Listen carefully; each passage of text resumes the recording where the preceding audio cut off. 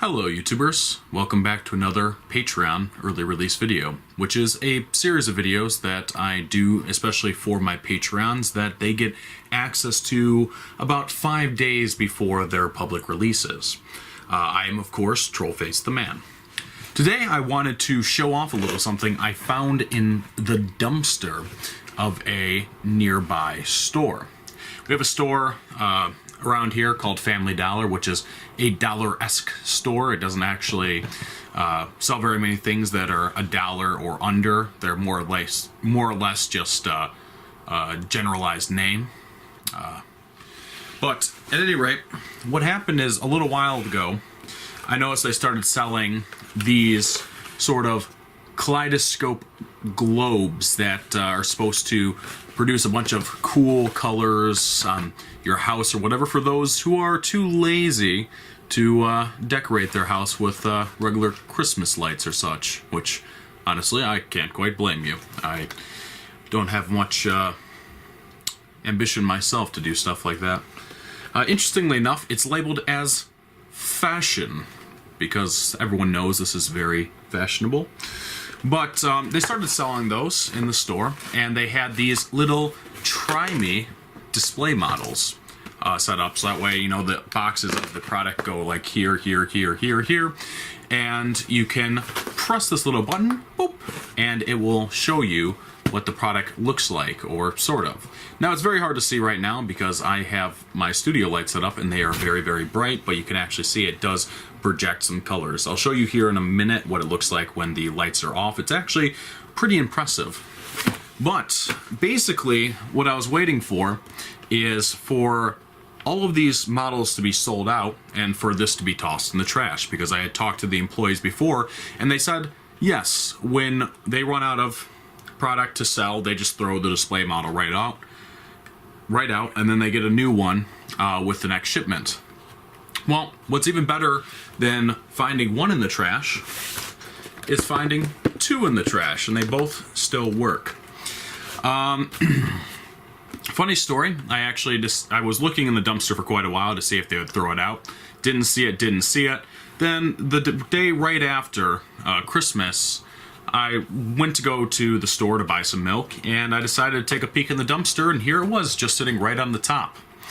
So my theory is that more than likely it will be a unit, some type of battery pack, probably concealed right here, and wired up to this button. Now this only runs for about 15 or 20 seconds, and then it automatically shuts off. I don't believe that's part of this circuitry. I imagine there's probably a battery pack with a timer in there. But let us take a look. So, and yes, this is the same model, it looks like, that they actually sell in the store for $15 a piece. So it seems like, yes sirree, we have a battery pack right here, and this whole thing just slides out, and then the button's connected right here to the battery pack. Is that just going to come out nicely? No, they have glued it in with something. So I guess I'm just going to tear this. Seems like a good way to do it. And get it loose. Then this is screwed down by the stand, which actually does seem to be a legitimate stand, to the cardboard here. Which, just give me 1 second while I go grab a screwdriver. Hope this will work. Yeah, it should. There we go. And that just comes right off like so. And so, oh, that's actually metal? I thought it was plastic at first. So basically, I just found a $15 Christmas light thing. I don't know what even these are called, kaleidoscope lights, in the garbage for free.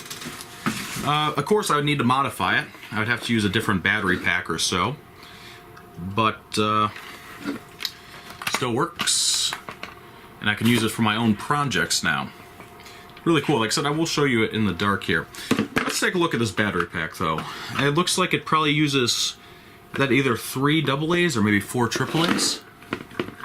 Let's see what that is. 3 AA's, so 4.5 volts. Like I said, the battery pack actually feels pretty sturdy. They have some type of special release here. I'm just gonna take the battery pack apart. Apparently they use Duracells in here. Alkaline, I would take it, because they would last the best. Yes, they do say alkaline on them. Let me just... More than likely, what I theorize, and I might do it just in this video just to show a point, is this probably has a timer switch to automatically kill this after so long. I don't believe that switch would be built into here, because it would be cheaper to have a battery pack made like that than an actual unit to have a specific switch in there, because they can just use one of the units that they're trying to sell as this, hook it up to a battery pack. So if I theorize, if I hook up this directly to a battery pack itself, then I could just have it run off a normal on-off switch without it automatically timing out and stop working after, you know, 15 or 20 seconds or whatever it is. So I'm just gonna get my way in here and see what the inside of here foretells, or portels, or whatever. I'm not actually sure whether or not these are supposed to run off of a battery initially, or if they're supposed to have some type of power supply that you plug in. I never actually bought one, and of course there were none thrown out along with this unit. Apparently what they do is they take them and then they just store them for next year, so they don't actually throw them out. Otherwise, if it was half off, I might have just bought one to compare the differences. Like I said, they just take all the extra stock that they don't sell, and then they just throw it in the back room for next year. 1 second.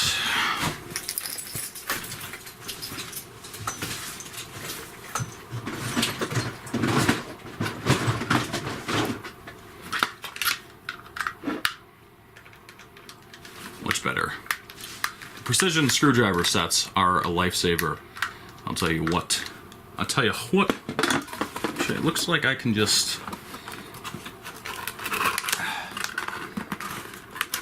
How are these stuck in here?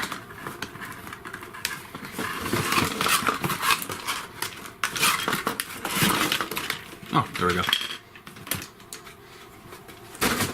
Get that box out of there.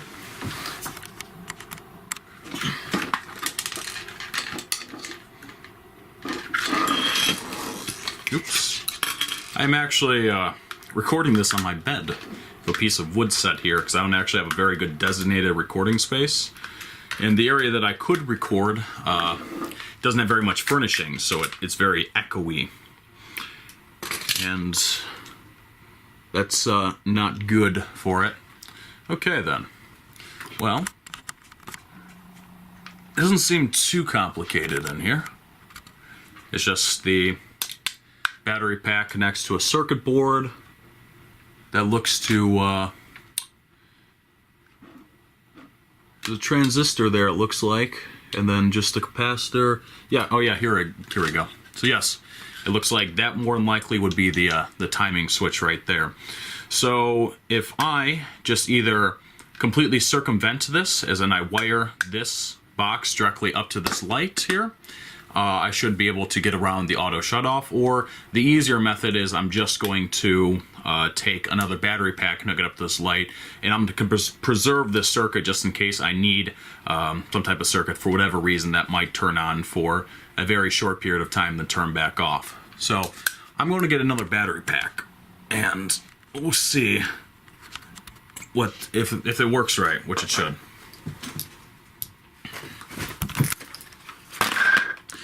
Now, one of the things they didn't take and store in the back were just these simple LED sets of 10. They're supposed to be $1 a piece normally. However, they were on sale for half off because Christmas already passed for 50 cents a piece. Now, as much as I would love to just use one of the battery packs for these, they are only... Well, first off, they're about impossible to get out for whatever stupid reason they shove them in there so tight. There we go.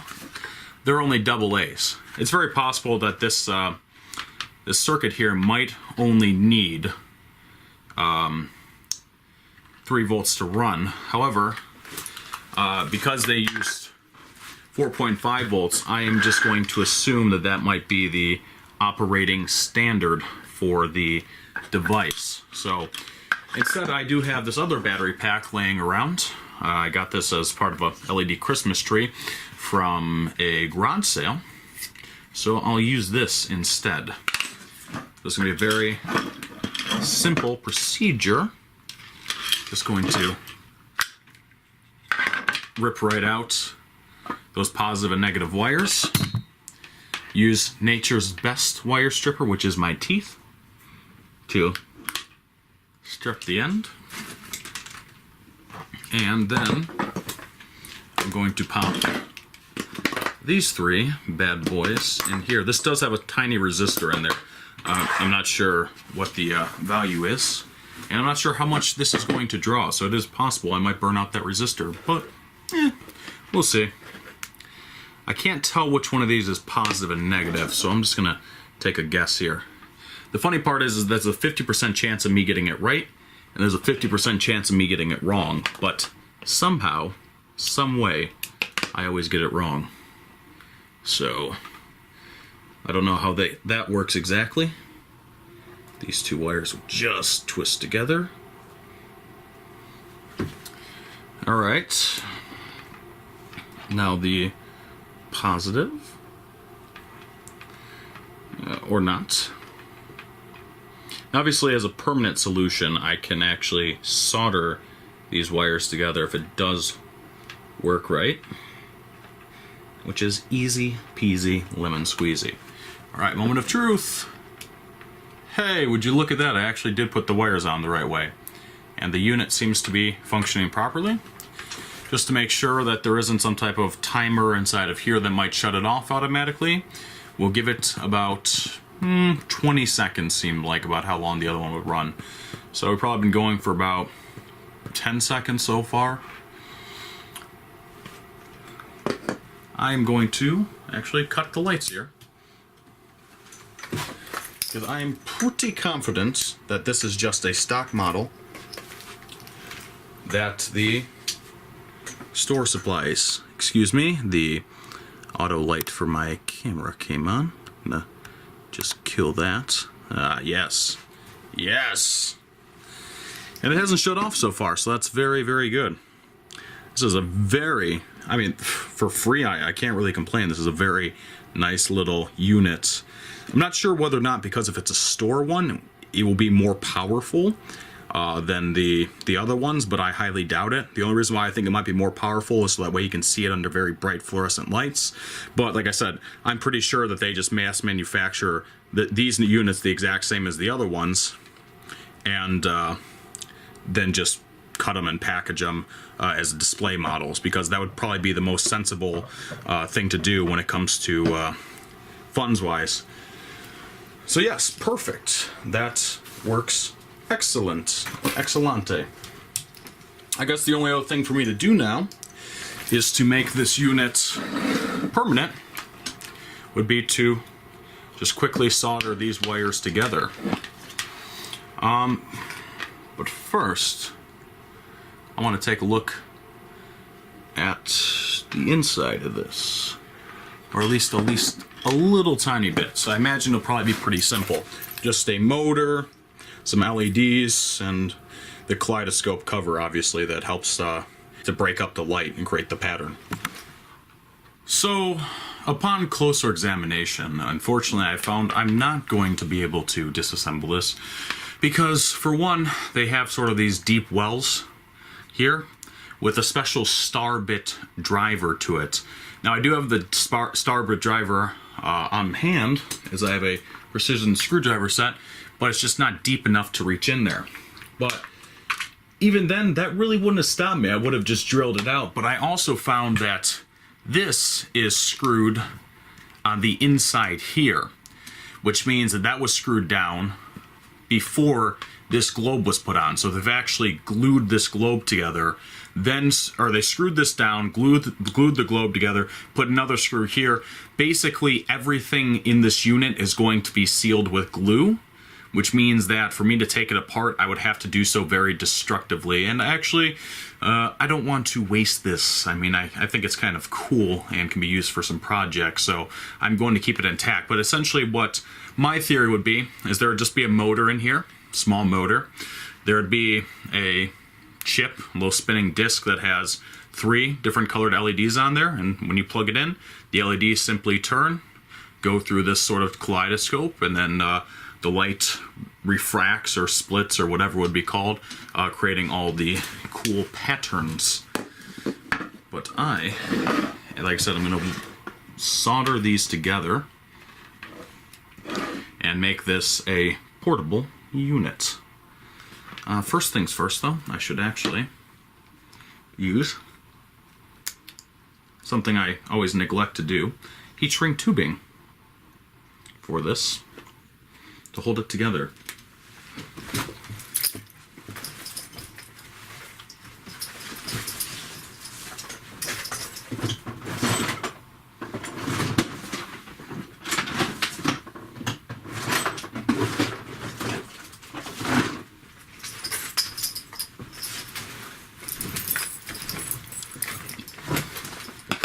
The fact that everything is glued is actually a very good sign with this, because that gluing helps ensure it's watertight. So basically, the more it's glued together, the pieces wise, the less chance of water getting in there and destroying your unit, which for something you're supposed to use outside in the snow continually, that is something you definitely want. Still, it kind of sucks that I'm not going to be able to get it apart, but, you know, that just happens sometimes. So I'm preemptively putting some heat shrink tubing on these wires here, and then a larger one on these wires here. So this will seal the individual wires, and then this larger piece of heat shrink tubing I'm going to put on here will keep them tight together. I got to figure out the polarity again, though.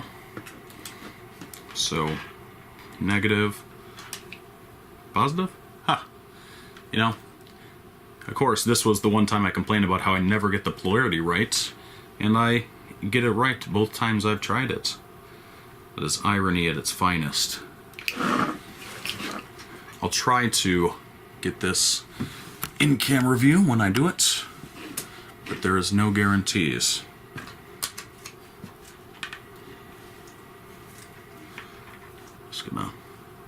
And yes, my soldering iron is actually clean for once. It is a Christmas miracle.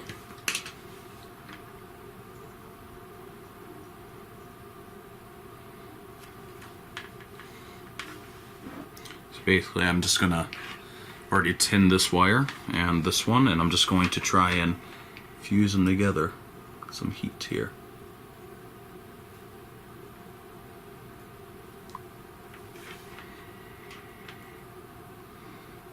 And that did not work well at all. Alright, plan 2. Twist them together and then solder a big glob onto it. I fall into plan 2 or plan B quite often, to be honest.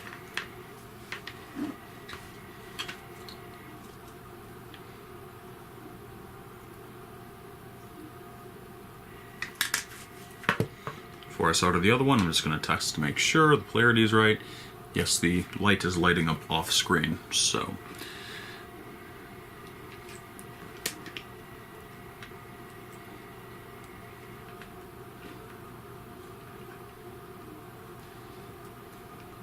Like I said, there is this tiny resistor in this battery pack, and I don't know, the lights that is inside the unit don't seem particularly bright, but if they are like 3 watts a piece, then that resistor is probably going to catch fire. In which case, it would just be a simple replacement, but yeah, I'm not 100% sure about that. I will find out soon, though, after some continuous use. Now, won't I?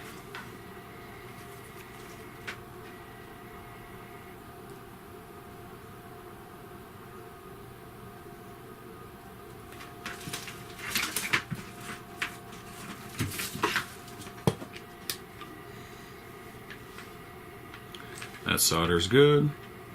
Solder's good. The unit's working. Perfect. Just going to heat shrink those together and we will have a fully functional unit that was picked out of the trash for free, but normally cost about 20 bucks. So, nothing really left to it here, except sliding up this heat shrink tubing to go around the wire connection here. Heat shrinking it.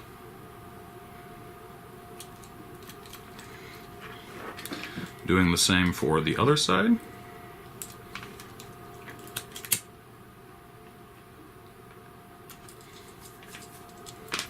Still works, correct.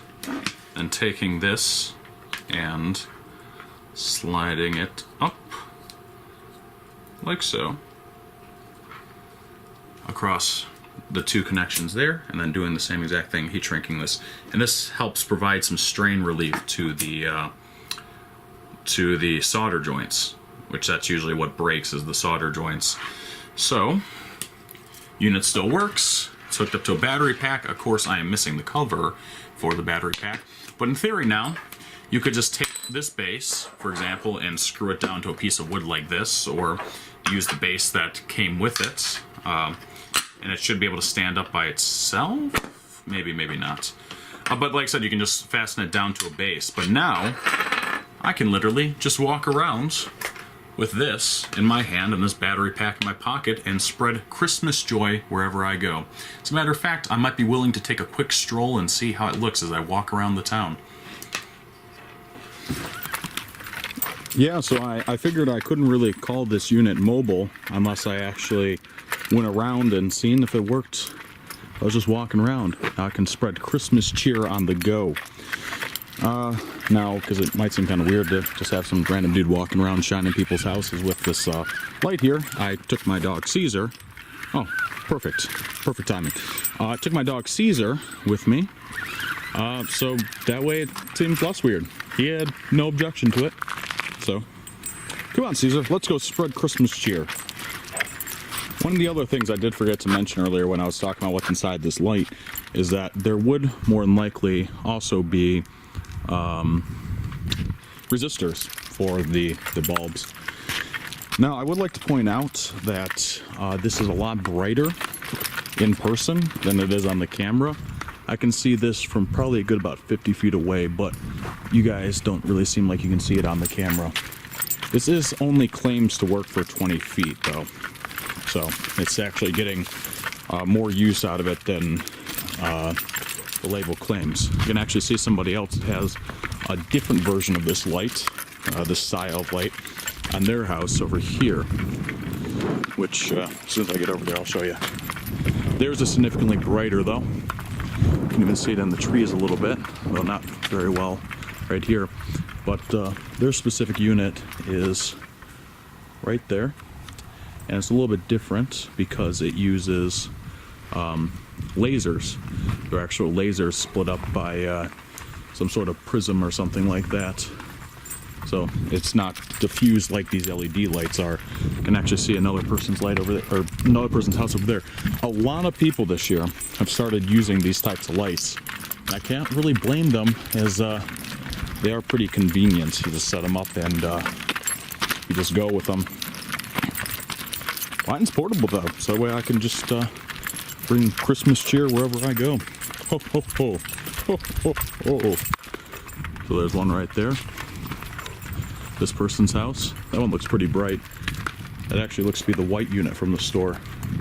So actually maybe this one's a lot dimmer than the, I don't know, actually if you look at the distance it would probably be about the same brightness. Then we got another one here with just the speckles without moving. So like I said, it's become quite a popular thing to use. At any rate though, it is working. I mean, I've used it for 3 or 4 minutes so far, and it hasn't like burnt out, or the resistor hasn't burnt out. So that's good. That's a good sign. So while I was walking, a thought occurred to me. Remember how I said the battery pack has a little tiny resistor in there, and the resistor shouldn't get too hot unless we're drawing a lot of amps or milliamps through here. Well, I kind of thought about it. What if this little resistor here is actually lessening the amount of light this unit can produce significantly? So there's an easy way I can demonstrate whether or not this may or may not be doing it. The resistor is right there connected to the switch. So basically all I'm going to do is I'm going to put a wire right here below the resistor, and I'm going to put a wire around the resistor or above it. And oh yeah, so I think I might have found a problem as to why the other one seemed like it was so much brighter. That's almost about twice as bright. When I jumped the resistor here, it's a good amount brighter. So that more than likely is why there was a huge brightness difference between mine and the store-bought one. So I'm just going to permanently jump those by soldering on a wire, and should be the same brightness. But yeah, that's why it's sometimes there's things that are easy to overlook that can make a big difference. So it looks like I can just solder this wire right here directly onto the switch, which is precisely what I'm going to do.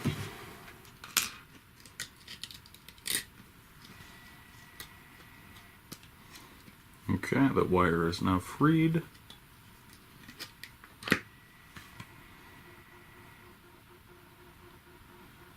There are markings on here, but they look a little bit faded.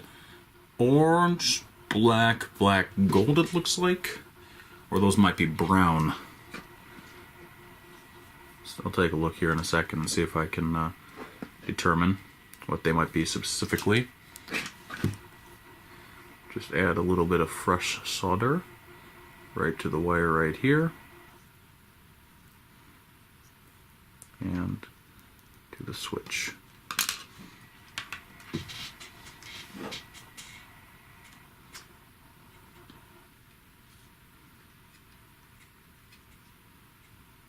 Press those down, flow them together, and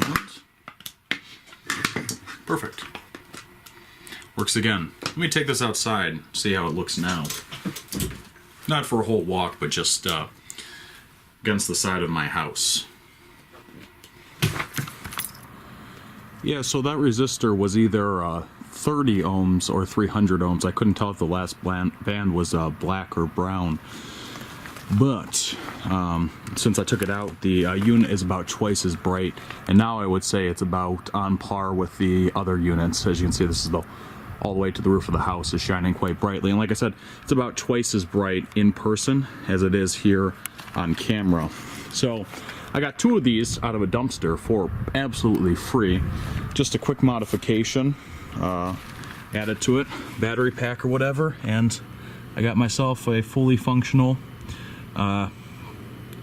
holiday projector. Not bad.